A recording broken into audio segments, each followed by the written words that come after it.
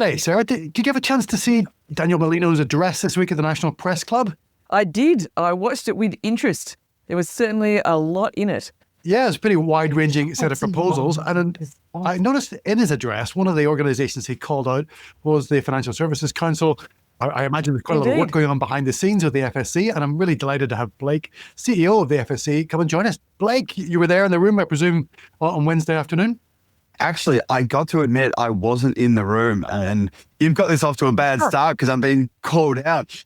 No, as is always the case, we actually had a board meeting at exactly the same time that the minister was speaking, and we were hosting the new ASIC chair to meet with the board for the first time. And these things always happen at the same time, and it was unavoidable.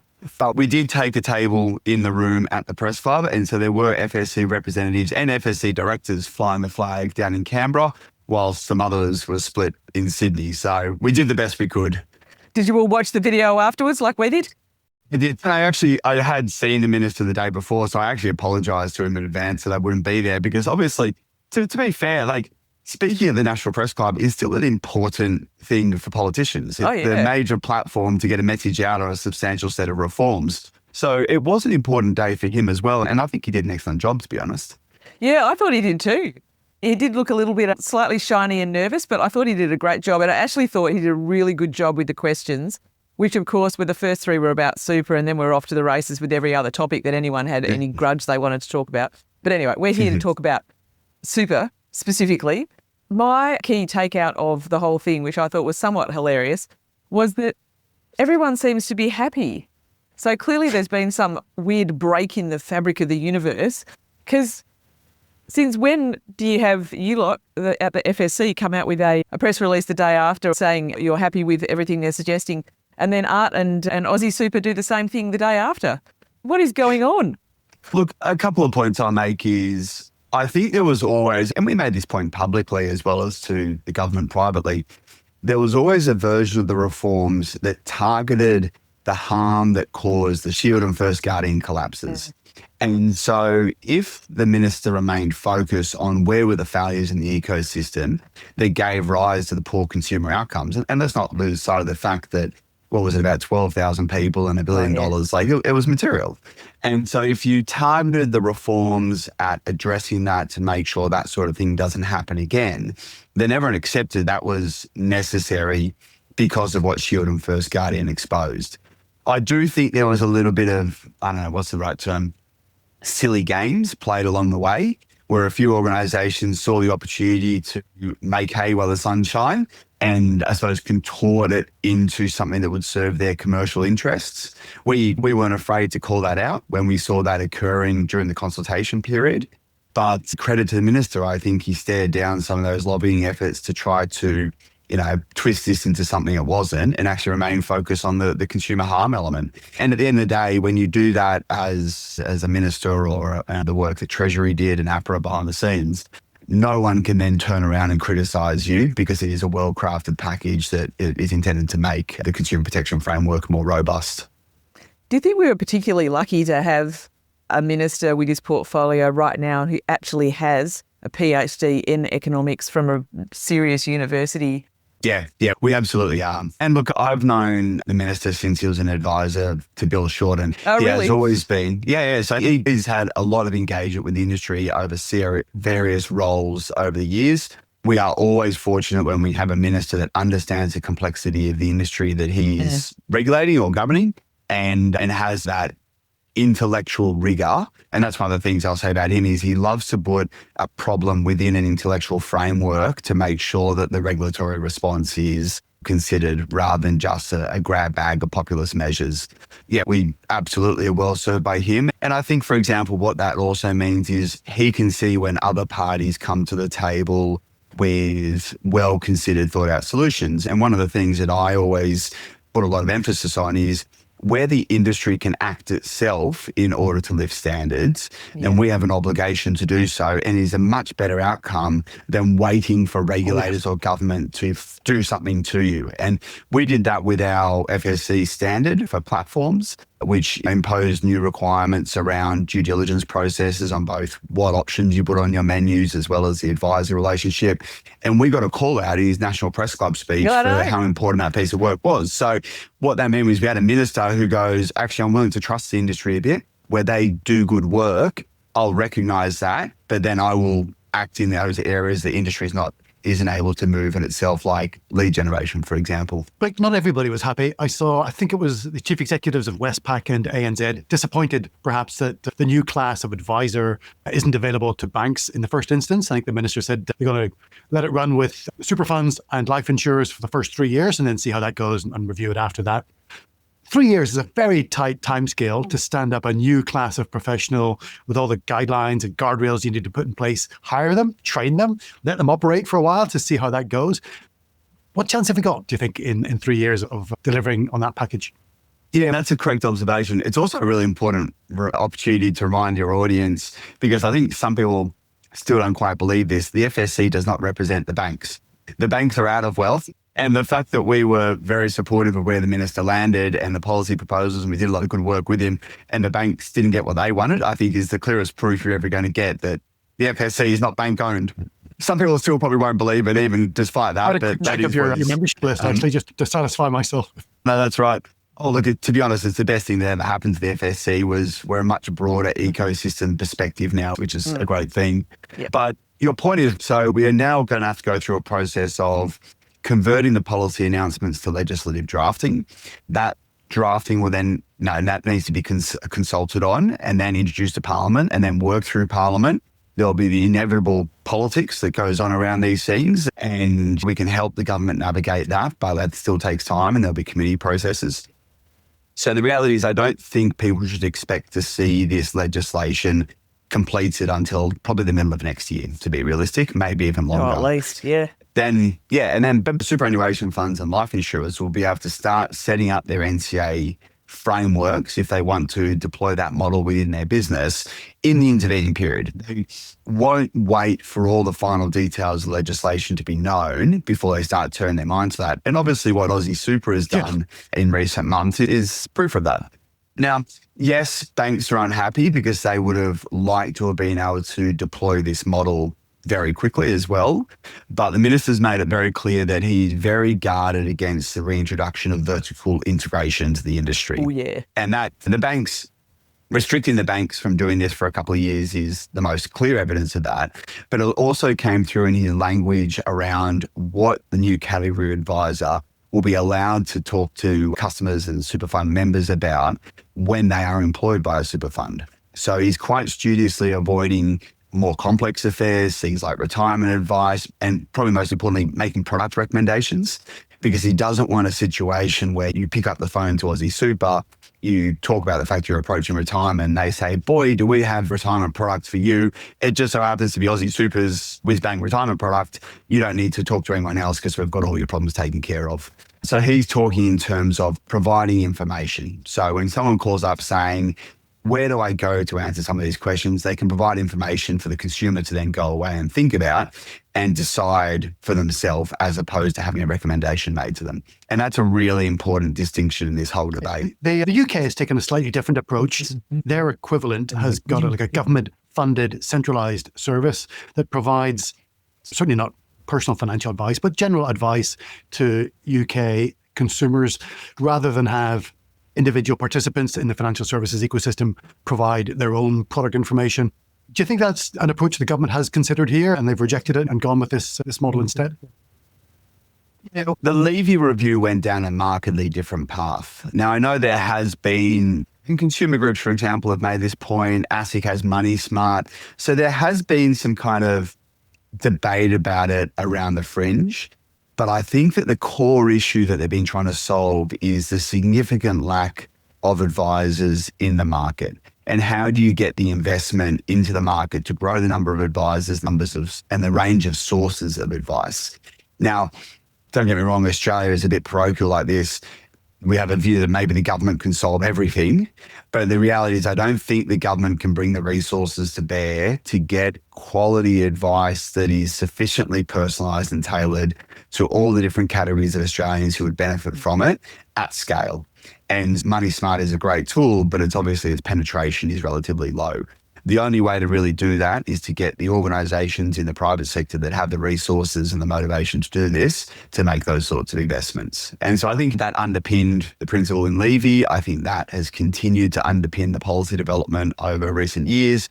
And I think what we saw announced this week is the reflection of that thinking. Lead generation was obviously a big focus of the minister's proposals. We saw some shocking practices, social media ads tempting people to have their super reviewed by lead generators who pass them on to, I don't want to land myself in legal hot water here, but some shonky financial advisors and some poor. But they weren't actually providing advice, were they, at the end of the day? Just flogging stuff to unsuspecting victims. We're going to be clamping down on unsolicited real-time communication, which I think is code for both cold calling on the telephone plus online chat and that kind of stuff. But I didn't see anything there about advertising standards. Social media has a reputation. I know Andrew Forrest, for example, is going to court with Meta at the moment over the use of his likeness in some crypto ads, and that was all a scam. We seem unable to regulate financial services advertising. Do you think that's an area that the government should be tackling here, or should we leave it up to the next stage, which is that kind of initial outreach and communication stage? So first of all, let's focus on what he did do, because there was quite a lot in that. And I think because of its relatively low level of understanding of the complexity of this issue, that some stakeholders or some of the commentaries missed the scope of what he did announce. And I think it's quite material.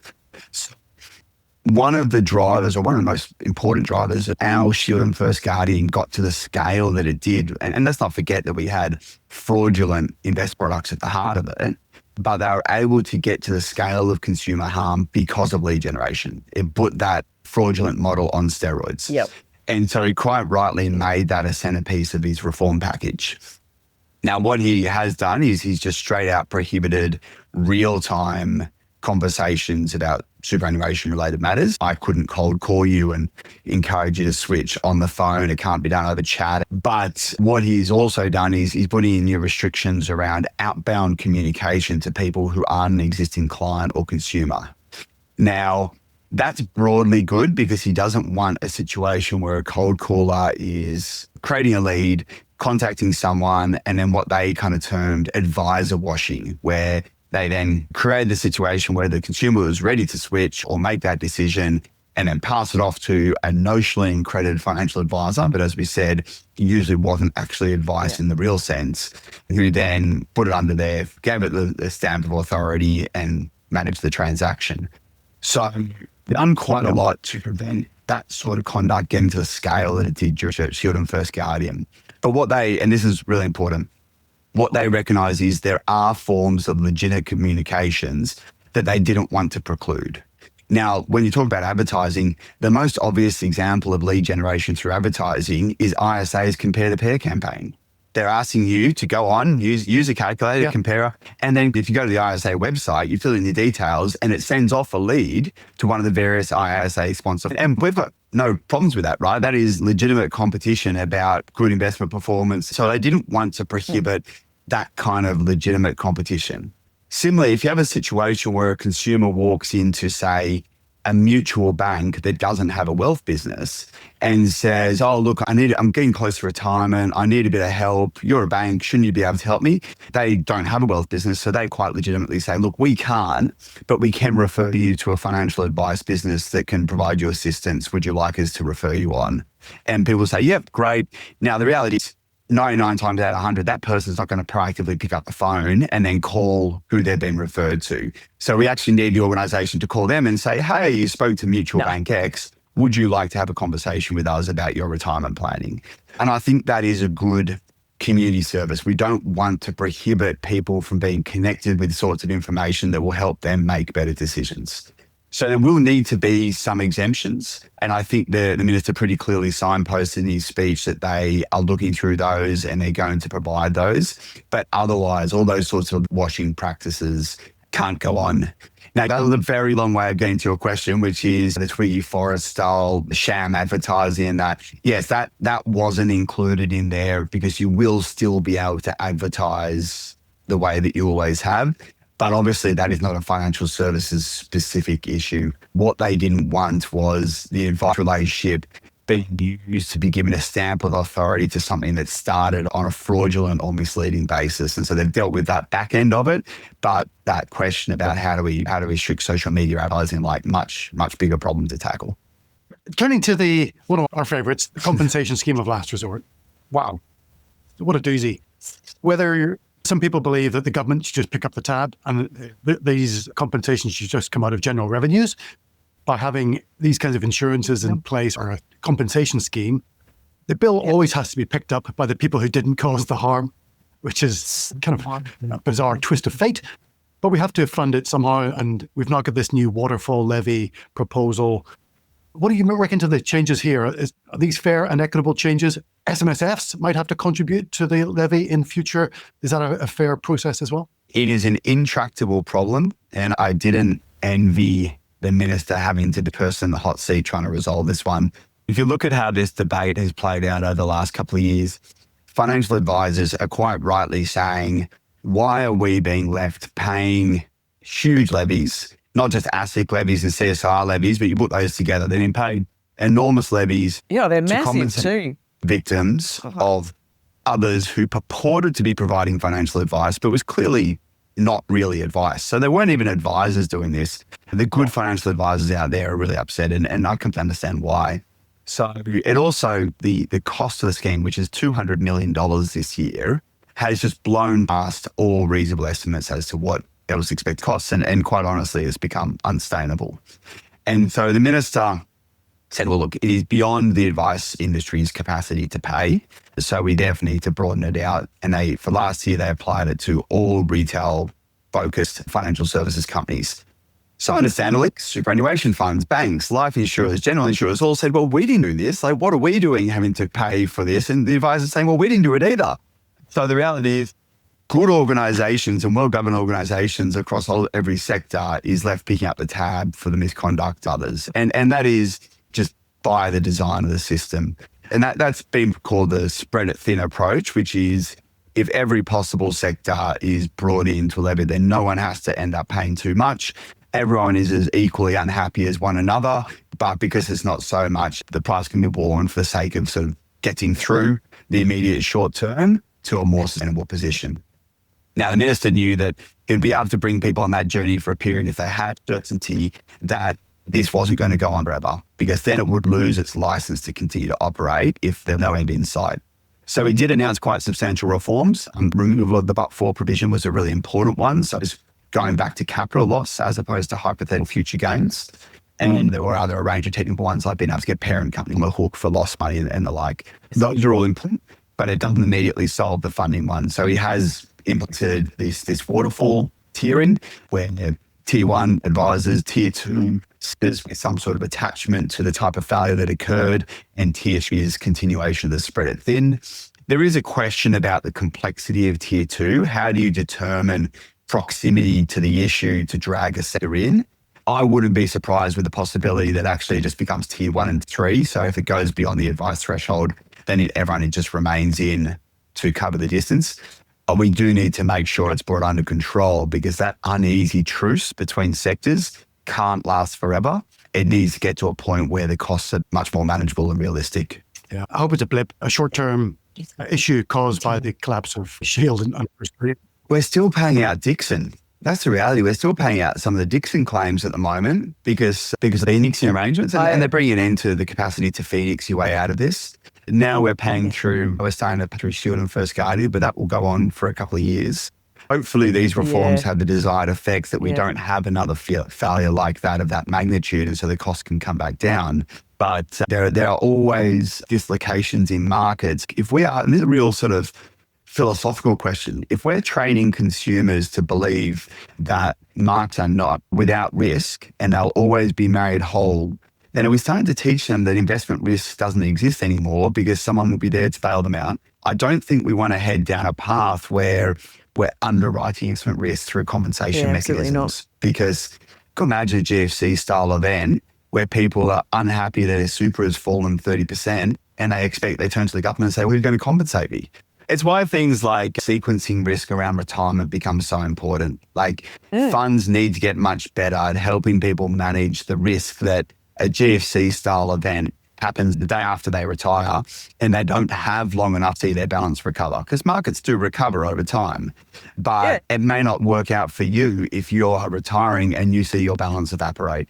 So if funds solve that problem about how to help their consumers and their members navigate those complexities, then we make a much more robust system. We've seen Macquarie and NetWealth both step in proactively and say, look, our governance could have been better. We don't want to go to court. Let's make good some of the losses. I think EQT and Diversa have taken a different position and are prepared to go through the courts with ASIC on that.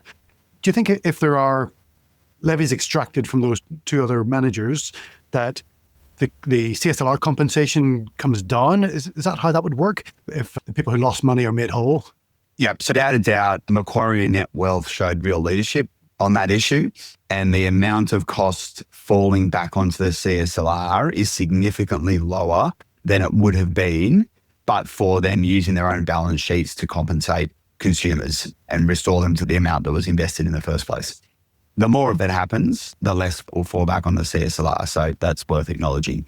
But what the minister also announced as part of his package in the Shield and First Guardian response was something that the FSC actually had quite a lot to do in helping design, which was superannuation trustees stand behind the due diligence process that they have in place when selecting what investment options should be available on their menus.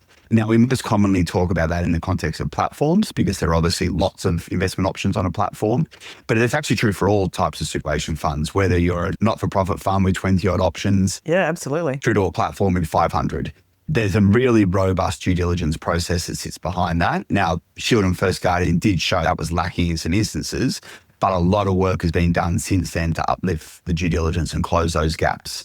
Now, what the minister's announced, and which we support, is that because we stand behind our due diligence, we are prepared to use our balance sheets to make consumers whole where there is a failure of the due diligence that causes loss. Now, we're not underwriting investment risk, we're not underwriting the advice process, but if it's attributable to a failure of due diligence, then ASIC has the power to make a direction that funds use their capital to compensate consumers. And that is a really landmark change in the structure of the system, but a really important one. Now, one more technical detail, because I think this has caused some organisations that haven't been close to the policy to get a bit skittish. This doesn't mean you have to have the capital sitting on your balance sheet waiting to be deployed, because that would create a lot of dead weight cost in the system. And also for not-for-profit funds, they don't have that capital on the balance sheet. But what it does mean is all types of trustees can use a risk-based assessment of the options that they make available. So if you only have vanilla diversified investment options available, then the risk of those falling over is effectively zero. So you will never need to access capital because you've chosen to make available products that are extremely low risk from a due diligence perspective. But if you're a type of organisation that has single sector, private credit, complex, higher risk ones, then you're probably taking on a bit more risk. And so you need to have access to capital. And that could be the form of a letter of guarantee or something of the sort. Doesn't mean you have to put it on your balance sheet, but you need to be able to access it should your due diligence have failed.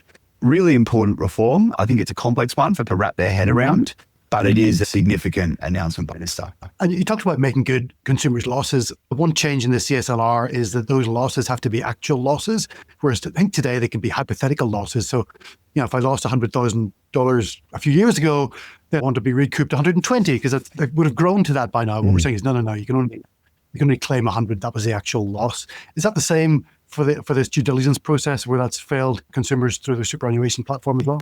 The CSLR reform, there was agreement that it passes the pub test that you should have your capital return, but the idea of trying to calculate the future or the gain you would have otherwise made should you had received different advice, it gets quite abstract.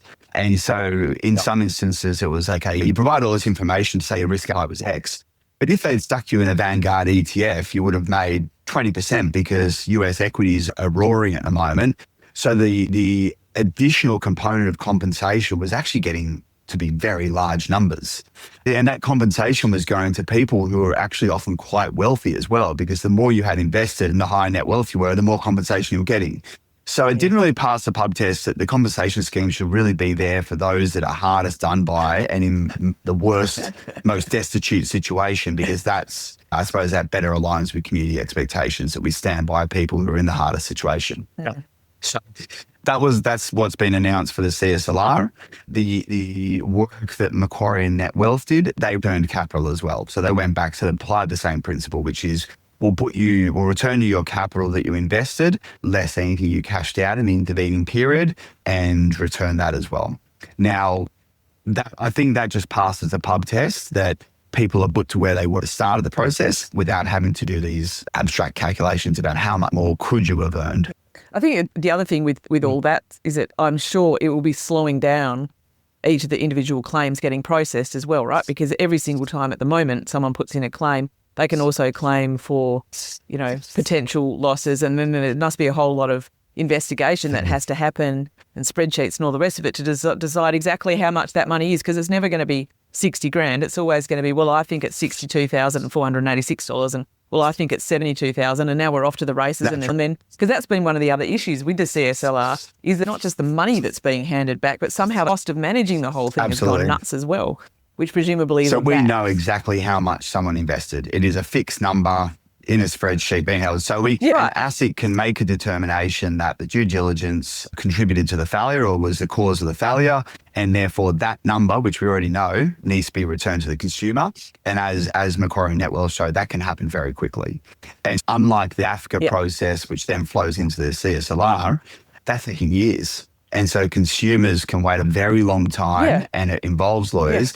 And what's more is, you're right, I forget the exact number, but from memory, we're looking at sort of 15 to 20% of the cost of the CSLR is AFCA's processes, the administration of it. That's running into what, $30-40 million of the total cost of the scheme. Like, the fact that so much deadweight cost is now being placed on the industry to run a bureaucracy to get compensated to people is in my view, that's a major policy failing of the design of the scheme. And that's not necessarily a criticism of AFCA.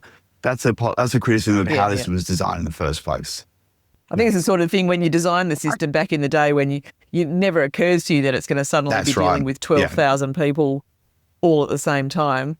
You're thinking about, some advisor in the suburbs has individual cases, not systemic, gotten carried away and done something stupid with maybe at the maximum, maybe 40 people, and you can deal with that. But that's very different to 12,000. I've been doing a little bit of homework since the Minister's address into managed investment schemes. I got the impression that they were the Wild West of investment structures, but no, it turns out they're actually fairly well regulated today.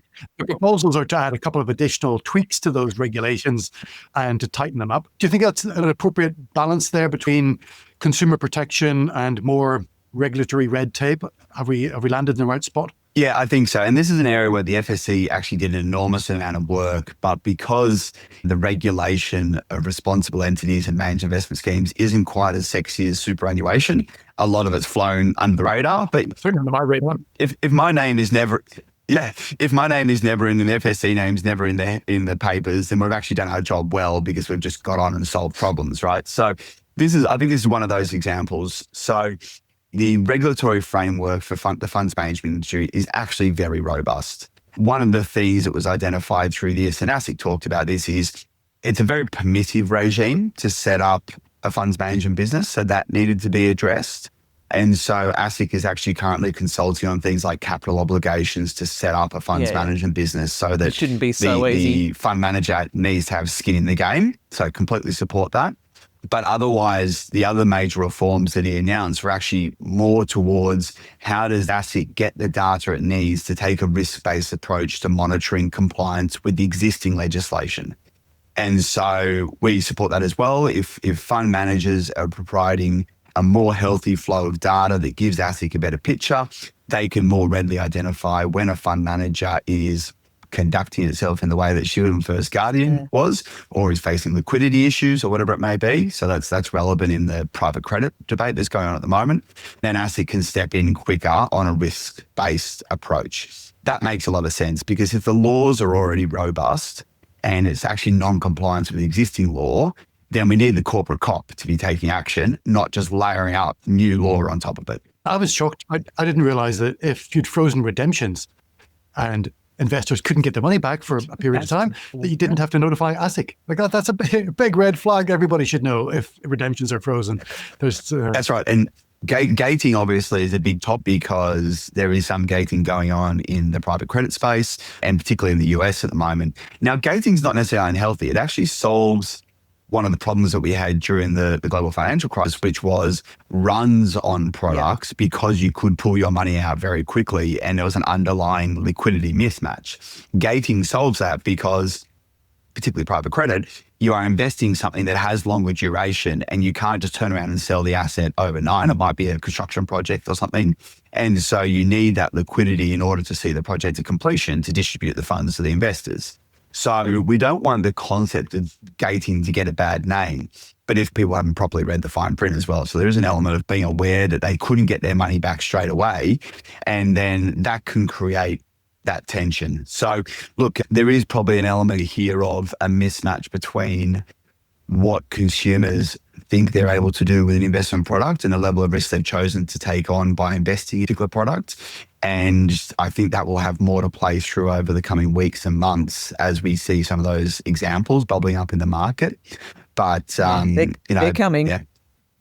Yeah, I think that's right. I think we are starting to see a bit of a turn in the broader economy, which means there can be investment losses from time to time. That's just market risk at the end of the day. But the better people understand, the more informed people will be.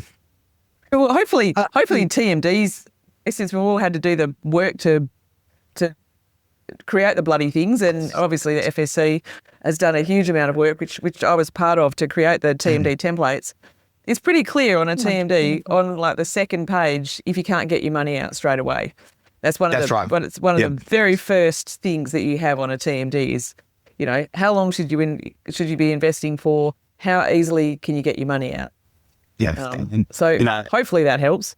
That's right. You would hope that there is a much better level of, because a lot of work was done, not just by the industry, but regulators to try to make that information as understandable and readily available as possible, either for the consumer or the advisor they're working with. There should be limits on how much you've invested in a particular type of products based on your risk appetite and the design of the product. And you need to be aware that some investment products are designed to be buy and hold through the duration, not have immediate liquidity. I have no doubt that there are people, who have taken on more risk than they intended, or their personal circumstances have changed and they need access to capital, and all of a sudden they start complaining they can't pull their money out. So sometimes it's a lack of understanding, sometimes it's changing circumstances, and sometimes it's people just trying to take advantage of the system because they need their money. We'll see more examples of that over coming months, I imagine. At the other end, Blake, there was quite a few changes to SMSFs, and I don't know how much the FSC looks at that sector of the superannuation system. I was really delighted to see a couple of things, like SMSF trustees are going to have to take some form of education so they know what they're getting themselves into. Yay, I'm for it. I can't believe the number of unsophisticated investors who, for whatever reason, establish an SMSF and they bite off way more than they can chew. A lot of people don't know the rules before they go in. And so hopefully whatever education program the regulators have in mind is straightforward enough that provides people with the best level of understanding. That's right. I wouldn't assume that this is going to solve every concern about SMSFs. This is actually one area where retail super and industry super actually had a degree of agreement. We're aligned. Yeah, that's right. And not just for commercial reasons, so it's easy to slate it back to that. But I think there is a recognition that the unadvised establishment of an SMSF creates both risk for the consumer in terms of all the things you talked about, not knowing what they're getting themselves into from a compliance and obligation perspective, but also that if you're unadvised, there is a greater risk that your investment strategy is 100% crypto or 100% gold or whatever it may be. Or you don't read the TMD for a private credit, you go, oh, great, 12% returns, I'm going to put half my portfolio in this single private credit right. So all of those things are true. Now, the beauty of the SMSF sector is because it's restricted to just your assets, the likelihood of a systemic issue is much lower. So there isn't sort of that contagion element that you might see in some other sectors. So it's worth recognizing that. But we are concerned about the capacity for harm for uninformed and unadvised people going into that space. And credit to this SMSF Association, because they also agree that if they want people setting up SMSFs who know what they're getting into and actually want that control and that involvement in their assets, not just kind of doing it because it's trendy and they want to be able to buy some crypto assets and they can't do it through their super fund. So they've come to this table in quite a mature way as well and talked about the right type of an SMSF consumer. The sector is still going to be very healthy. It's growing strongly. There's always going to be a cohort of Australians that want to manage their own money. So that will always be the case. But I think the minister has actually come up with a package of reforms to try to go, okay, if you're going to do this, you need to go into it with your eyes wide open. You made a great point there. Actually, I never considered it before. The new regulations are going to require SMSF trustees to report to ASIC the name of their advisor. And I thought that was to help ASIC identify risky advisors. What you're actually saying is the people who don't have an advisor are more risky than the ones who are advised. And so those are the ones that ASIC might want to pay more attention to. That's right. I mean, if they see a single advisor with a whole lot of SMSFs suddenly coming through, they'll be hopefully on top of it straight away. That's true. It'll be able to, that data point allows several things to happen at once. It allows ASIC to identify, okay, here is potentially an advisor churning people through an SMSF structure. So we might want to take a closer look at that advisor.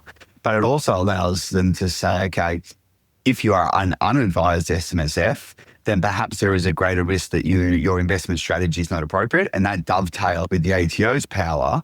So you are required to submit to the ATO your investment strategy when you're establishing SMSF because it should be more diversified.